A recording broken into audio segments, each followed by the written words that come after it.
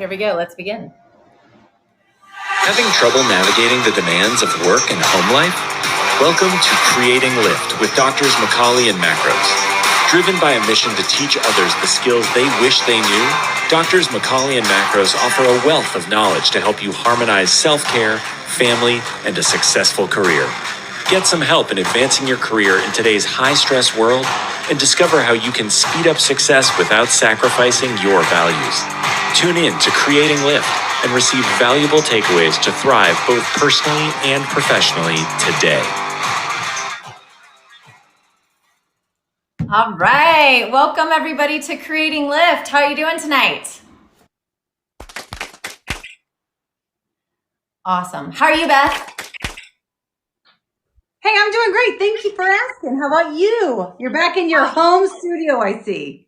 I am finally home after a couple weeks on the road. So I'm grateful to be here. Yes, in my home studio and bringing it to you live tonight. So I think I'll just jump right into our topic. We are going to talk about the dangers of distraction, which is very near and dear to my heart. It's something that I spend a lot of time researching, a lot of time helping people with, because it is such a predominant problem for many professionals, as well as just many human beings, because being distracted is actually a part of the human condition, especially in the world we live in today. So I'll back up a little bit with just some of the science, and then I'm going to share with you a little bit of like a moment in time where it really hit me. And like, I wish that I had some of the skill sets that I can kind of go back and speak to my younger self. And Beth, I would love to hear kind of if you have had those similar feelings in your career as well.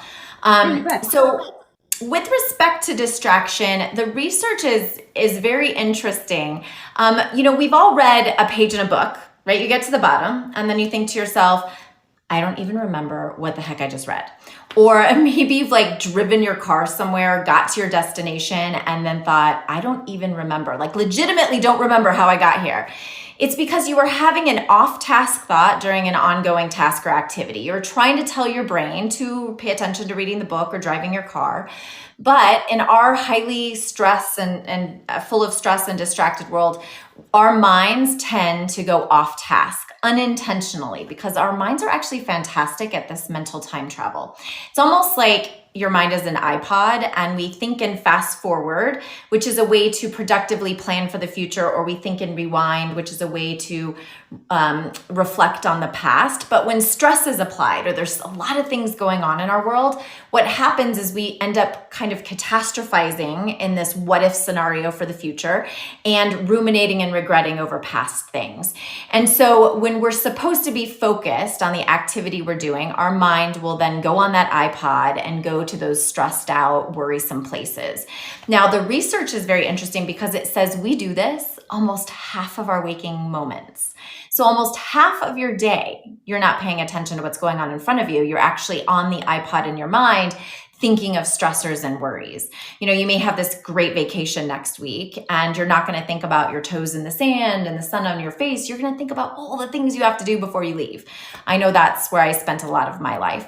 And the research is very, very clear that this mind wandering occurs, especially when we're in high stress situations or when our lives seem to be full of overwhelm. So, and that's kind of like the average human, that 50%. So I would say if you even lead a higher stress life, you might find yourself mind wandering and distracted at even higher levels. I think back to a lot of the points in my career. In fact, I have this really great picture I found because I remember this moment in time. So I'm going to see if I can show it. But that's me and Allie. She's hiding there in my deployment bag. And this is before one of my first, well, actually it was my first deployment as a mom. And I remember getting caught up in all of these narratives in my head that were distracting me. Things like, well, as soon as I'm done with this deployment, I will finally take care of myself, because I had had no time to do it until then. Maybe it's even like this degree I'm working on, this project I'm in, this command position will say things like, oh, as soon as I'm done with that, I will pay attention to my family.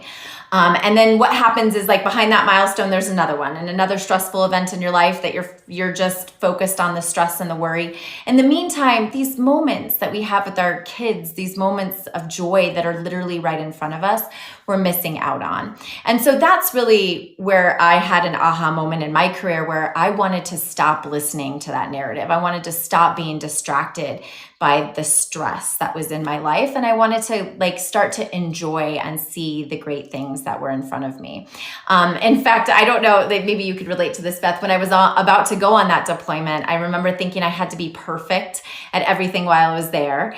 And I needed everything to be perfect at home while I was gone. Like I can't even imagine, I can't believe I'm going to actually admit this, but I put outfits in like plastic Ziploc bags for Chris. So I'm like, these outfits all go with this set of shoes. These outfits, like literally 60, whatever, 90 days my deployment was of outfits for him. And just because I was so much trying to control everything external to me. And in the process of that, I forgot that actually the only thing I actually have control over 100% of the time is the internal environment inside my mind. I don't know if you can relate.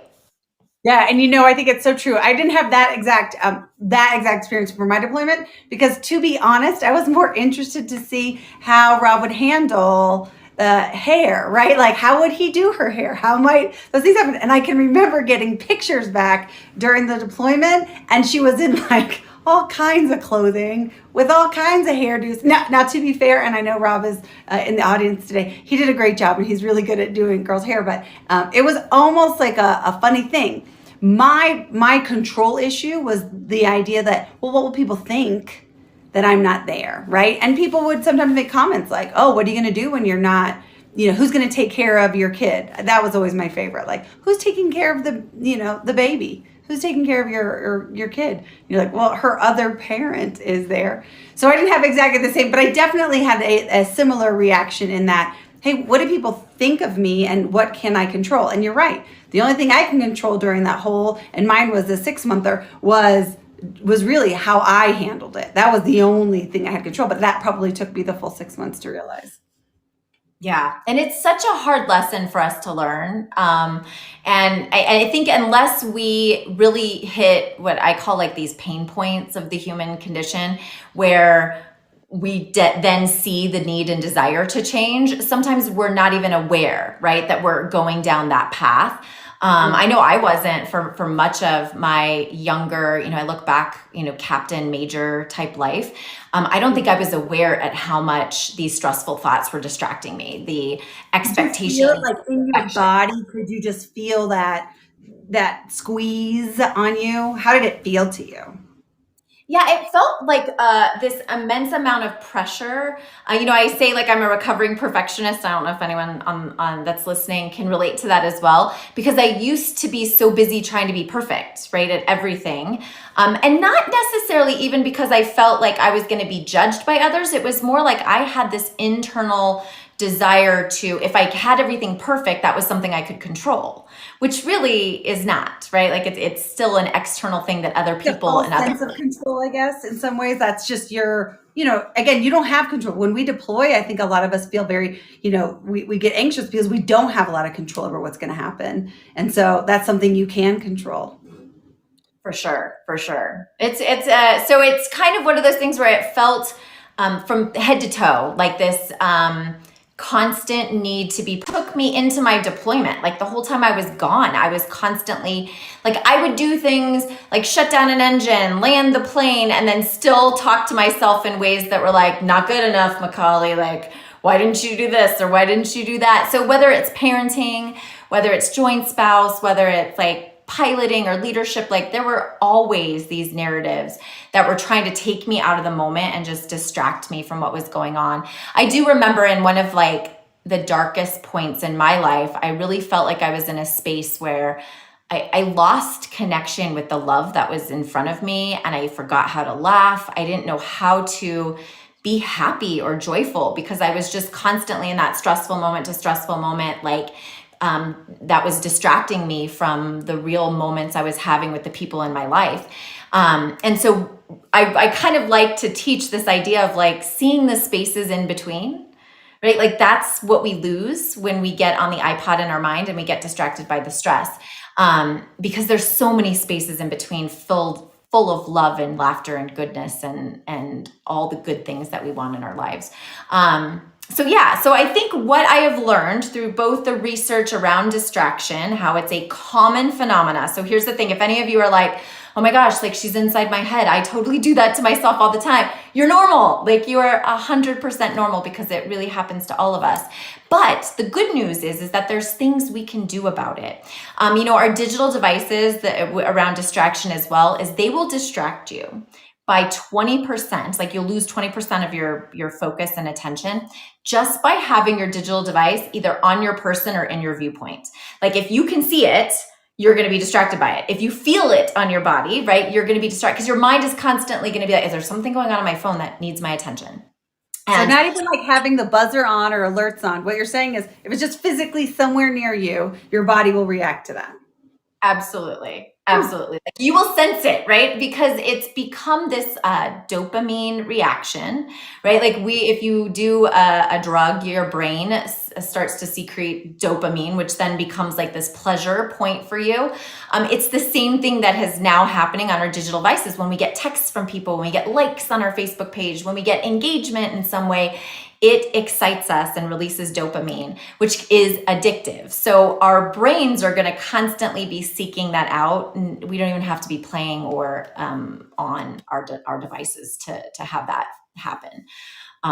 So there's some things we can do. And throughout the course of this, and the show that we're going to do together, I know, because it's so foundational to my development and growth as a leader and mentor and instructor and educator today, I will go back to this idea of quieting your thoughts and being present, and how it's so foundational to all the other things we're going to talk about. So that's really why I wanted to teach my number one skill set for getting your mind to be quiet on today's show, so then we can always reflect back on it if needed, on different topics. So the way that I really educate people on quieting their minds is through this idea of doing mental push-ups, right? Like we would all think, okay, if I need to strengthen my body, I do physical push-ups. If I want to strengthen my mind from the distractions and live more on like the play button instead of the iPod of rewind and fast forward, I need to do mental push-ups to get my mind there. So mindfulness. Let me ask you a question about that. So are you saying that,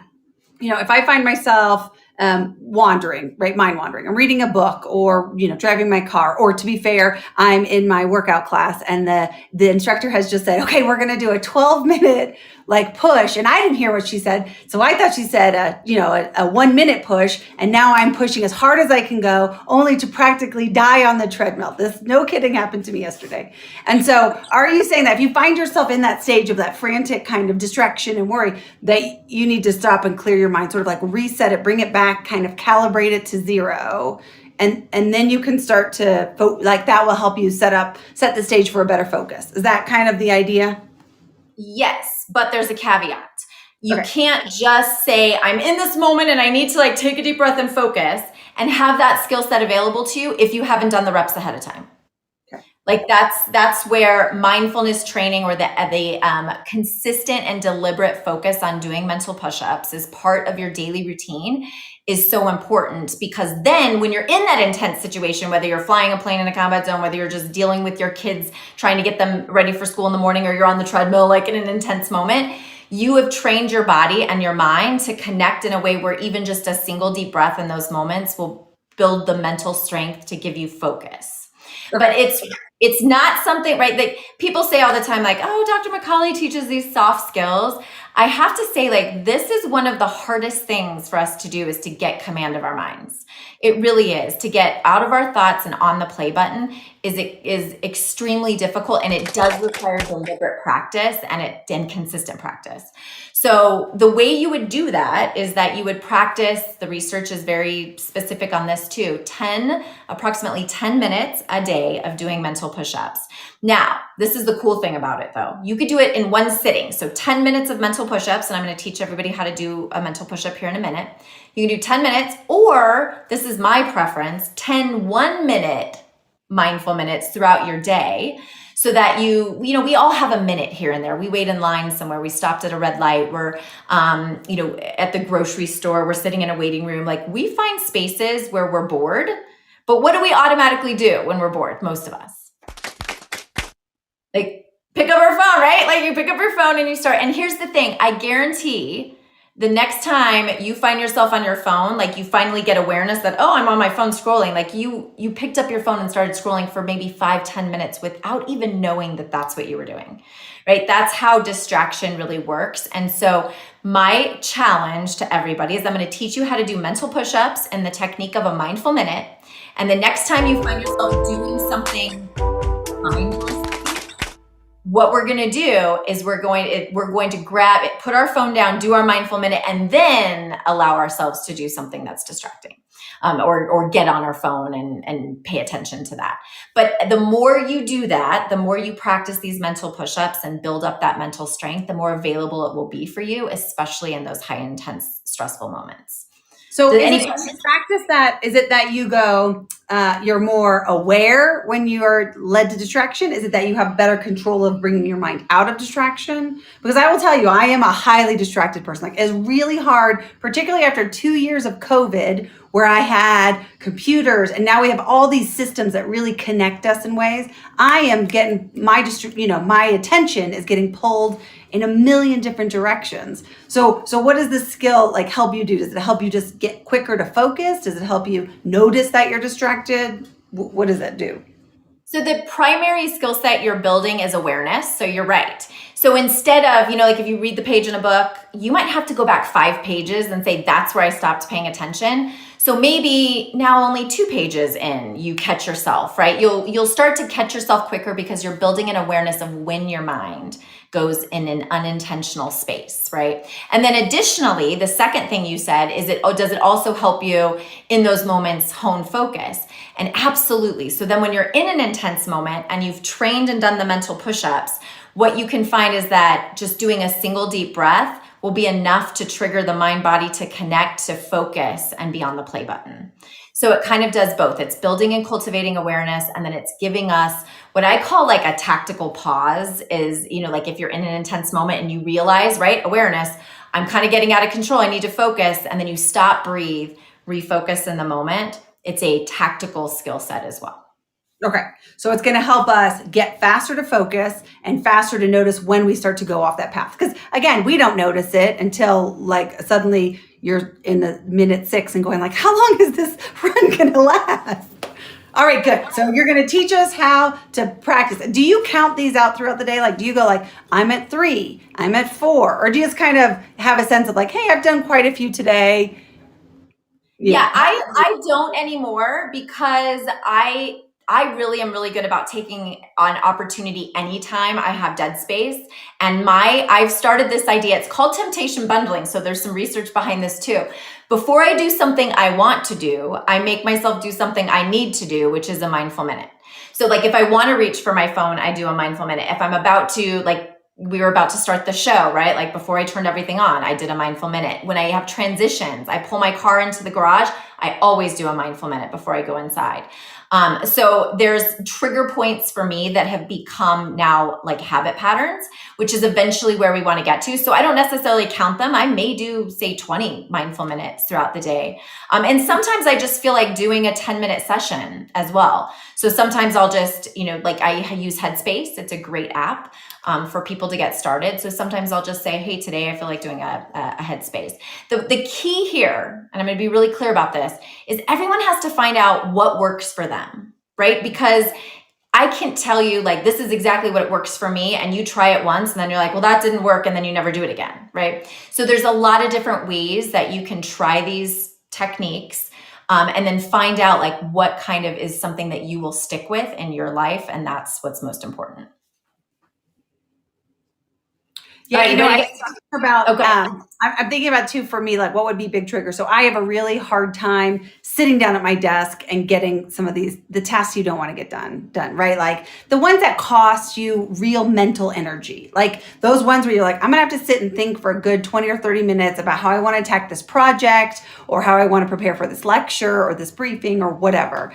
And I find myself like my brain is almost kind of helter-skelter. It's running in a million directions and it's uncomfortable to sit down for me. And so I do almost like a pep talk, like when you were a kid and you had to get up in front of people and do something, or you had to, try and cross the monkey bars or whatever the case may be. And so I think that there's a combination here of calming down, clearing out, and then preparing to move forward. Absolutely. And you bring up a great point, the self-talk we use, right, in those moments, those pep talks. The issue is sometimes if you don't do that, stop, kind of like refocus on what's most important here, sometimes the pep talk is going to be a negative self-talk, right? Like the thoughts that are going to pop into your head are the ones that are like, I can't do this, I suck, like this moment's too big for me, like what am I even thinking, I'm an imposter, right? Like which we talked about last week. So that's why it's so important to like practice the skill set of like clearing out the thoughts. Like honestly, this is what I'm asking people to do. We're gonna anchor on our breath, right? Because it happens moment by moment. So our breath puts us on the play button. That's just stage one, right? Stage one of doing mental push-ups.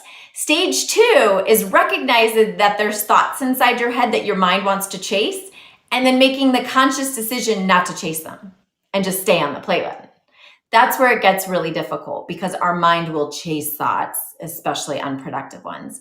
And then the third phase of really doing mental push-ups and mindfulness is then choosing the right thoughts at the right moments. And that right there, like, cause that's like advanced level. So we'll go through all the stages throughout the course of this show, I'm sure.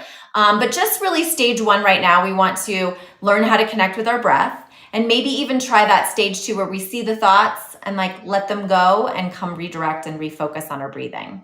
And that's really the mental push-up. So what I'm going to ask everyone to do is kind of get in a comfortable position. Unless you're driving your car, please do not close your eyes, but you can leave your eyes open or closed for this exercise. I want you to keep your arms in like a symmetrical position. So maybe your hands palms up, palms down, or even your hands clasped together. And what we're going to do is we're going to focus on a particular sensation of our breathing. Maybe it's the way the air goes in and out of our nostrils or the rise or fall of your belly or chest. But I want you to closely focus on that sensation for the entire minute. Now, in the span of the minute, your mind will wander. A thought will pop into your head, right? And it's almost like your attention system's like a flashlight. So we want it focused externally on the play button. Well, that flashlight's going to start chasing a thought, right? That pops into your head. So the first step is I'm aware that I'm chasing a thought. I'm going to let the thought go, refocus back onto my breathing. That is a mental push-up, right? Every time your mind gets distracted and then you bring it right back, you are strengthening your attention system to live more on the play button or to be more aware of when it's not. All right. So focus on that part, find that particular sensation. I want you to take a nice deep inhale. And exhale, kind of think about relaxing through your shoulders, but lifting through your head. Ready, and begin.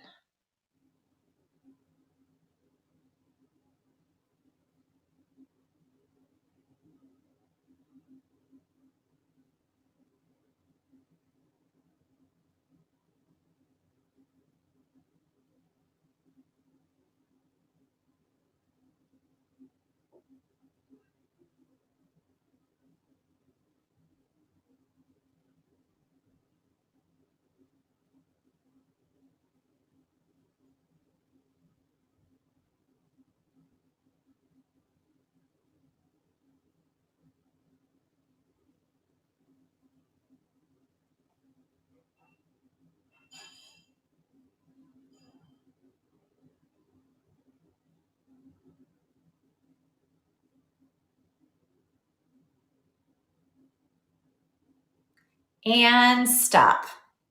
All right. How many push-ups did you do? Were you aware of doing your push-ups? Probably, in the double digits. And that's totally normal, right? And in fact, what I tell people is some people will take that as a note and say to themselves, oh my gosh, I suck at this. Like I can't do it. My mind was all over the place.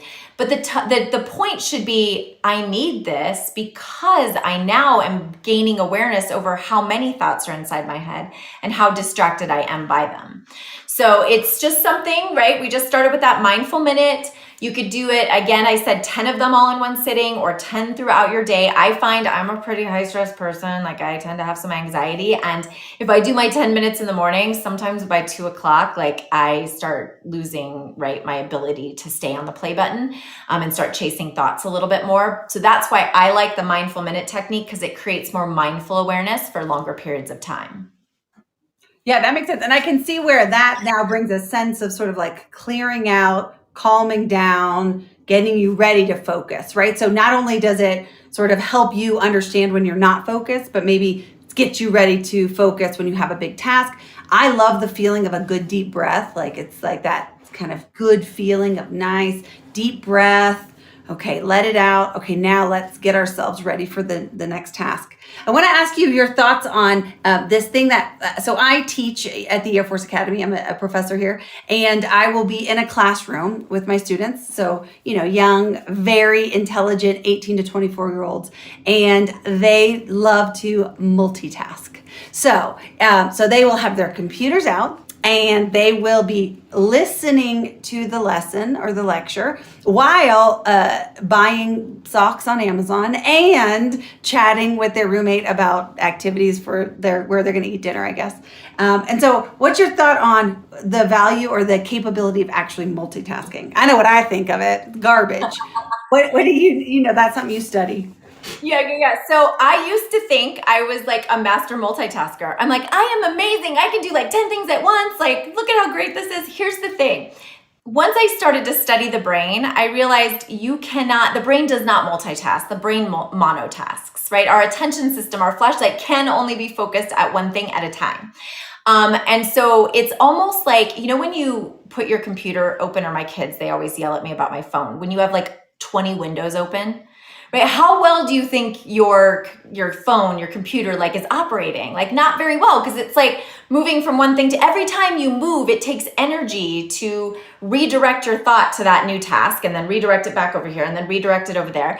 Like you can do physical, right? Walk and chew gum. You can multitask in that way, but our brains are very like complex, and they do require extreme focus in the task that we're doing. Now, I say that as a pilot who we do, right, like situational awareness, and we like have task management inside our cockpit.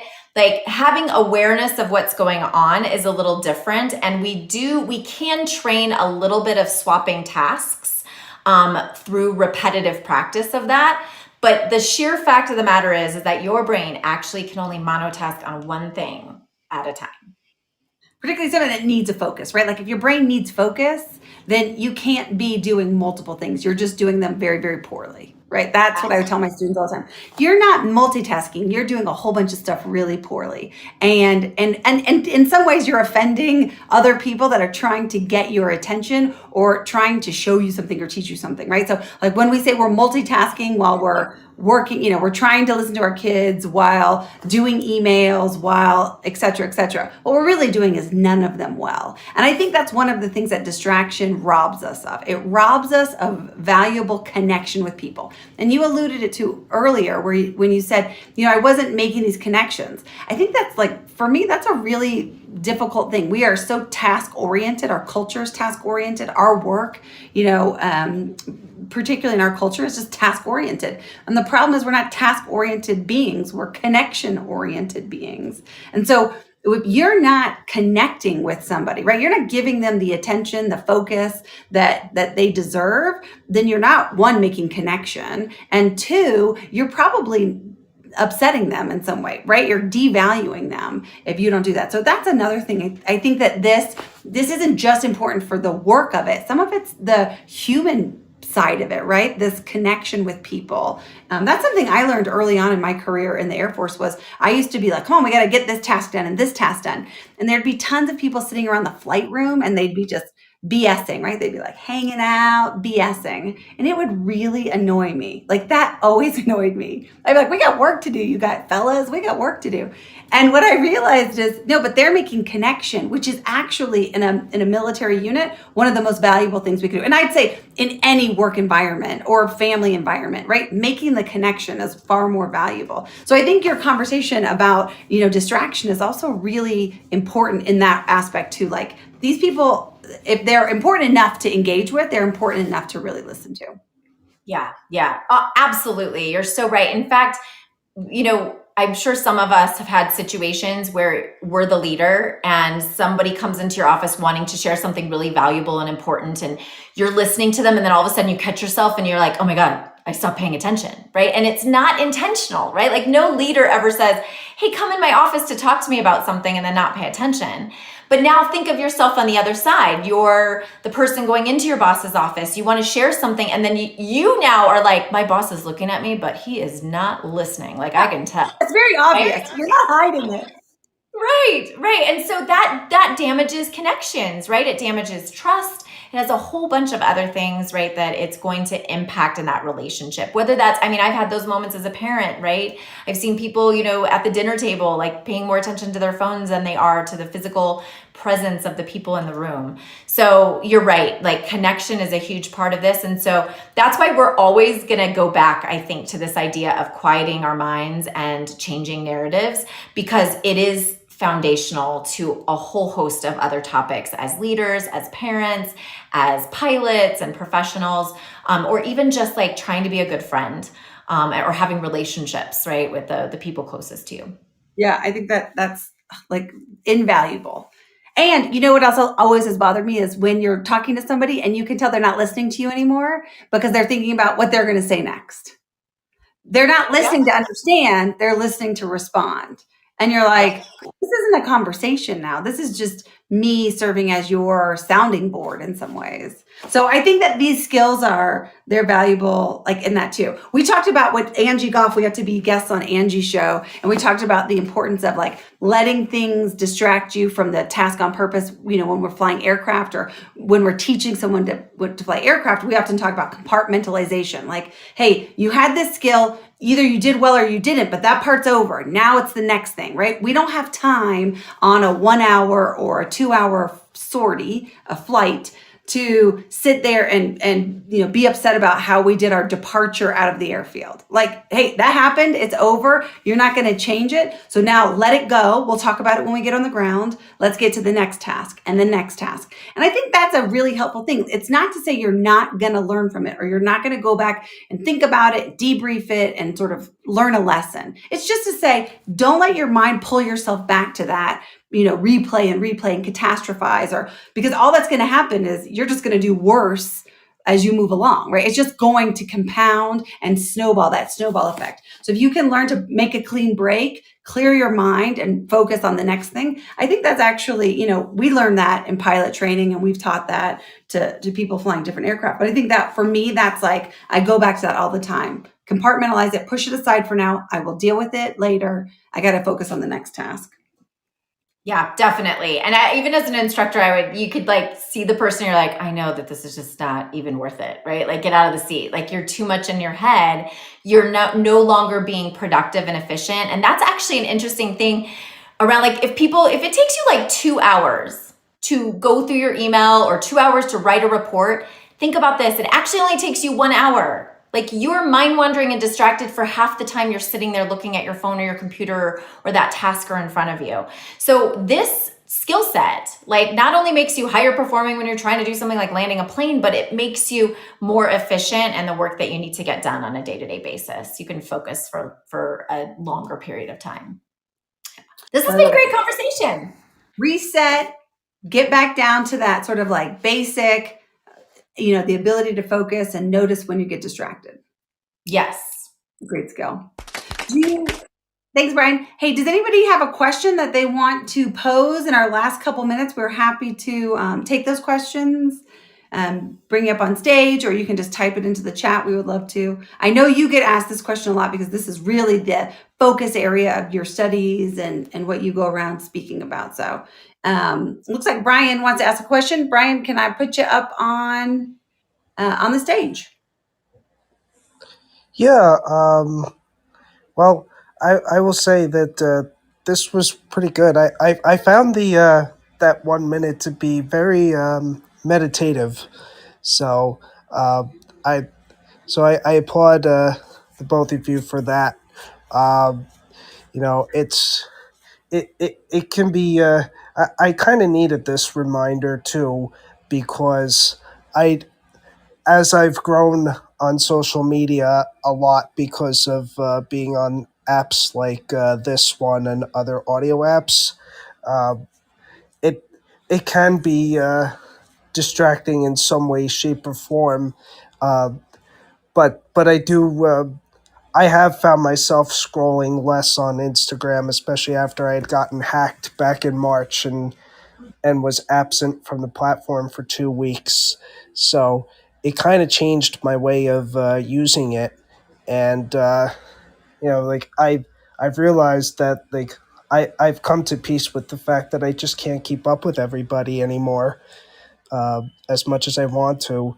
And so I'm a creator, and like there's some things I have to do for my mental health, and also as somebody who has autism. So you know, it's Thank you for Thank you for yeah. that. And I get that a lot. People say, I needed this today. Like, I didn't realize how much I needed to hear this message or to even do that mindful minute. I get that a lot. So thank you for sharing that, and how, our digital devices will distract us. And so the key is awareness, right? And so you were talking about that as well. Now you're more aware of how long you're spending on your phone and how much like you lose in productivity. So thanks for that, Brian. Yeah, Brian, thanks for that reminder. I think it's funny. We just came back from hiking out in Rocky Mountain National Park, and so we had no connectivity. And when we would get close to town, you could hear the collective sigh in the vehicle. The children all had connectivity. We could get on our emails. Like it was like, oh, we're back in the world. And it's so sad to me. Like but I understand. I mean, that is the world of today. I'm not to, berate how our lives are today, but it is important to disconnect and all that stuff. So thanks, Brian, for that. Okay, Janelle. Well, I think next week we're going to talk a little bit about, how the challenges of competition and scarcity. We have a couple of email questions that have come from viewers. And so we wanted to talk maybe a little bit about that. And what's it like when you're, looking for mentorship or looking for, a team, and you're in a really competitive environment. We lived that, particularly in our young years in the military. It's a very competitive environment. And so we're excited to talk about some of that, and then continue to apply these techniques that are personal empowerment, controlling what you can control, making sure we're talking about using the skills that are available to you all the time, so you never have to worry about that, and making sure we sort of rewrite the narrative, because a lot of the challenges that we're facing, they're just right here, right between the ears, and you can take care of a lot of that, and how you see things and how you talk to yourself. You can take that by doing what Janelle was just talking about, which is continual practice and building that mental push-up sort of throughout the day, so that when it really matters, it's there for you. All right, so Janelle, I'll let you close us out, and then I will see you next week. All right, awesome. Thanks, Beth. Thanks, everyone, for joining us today. You can find us on all the platforms. You can start to subscribe on Creating Lift at YouTube. Email us at creatinglift98@gmail.com. But keep lifting others. Keep those questions coming, and we can't wait to have a conversation with you next week. Thank you for listening to another uplifting episode of Creating Lift with Doctors Macaulay and Macros. If you enjoyed today's show as much as we enjoy bringing it to you, we invite you to visit our website, janellemacaulay.com/podcast, for the show notes, additional resources, and to know more about Dr. Macaulay and Macros' work. Join us again next week to discover how you can optimize your success with purpose, authenticity,